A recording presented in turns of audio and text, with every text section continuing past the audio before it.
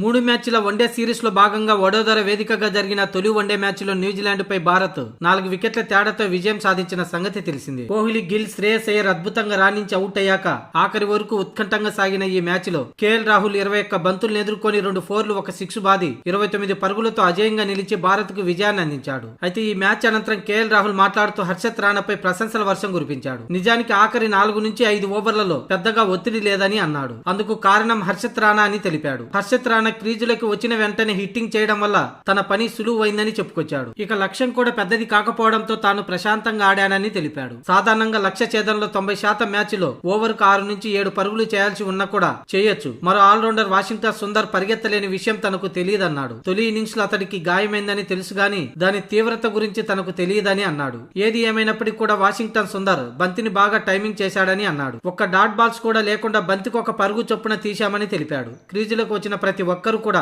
చక్కని సహకారం అందించారని కేఎల్ రాహుల్ చెప్పుకొచ్చాడు. కాగా గత కొన్నేళ్లుగా న్యూజిలాండ్ తో చాలా ఉత్కంఠభరిత మ్యాచ్లు జరిగాయి. ఏ దశలో ఉన్నా సరే వారు విజయం కోసం ఆఖరి వరకు పోరాడతారు. అదే మ్యాచ్ ను ఆసక్తికరంగా మారుస్తుందని రాహుల్ అన్నాడు.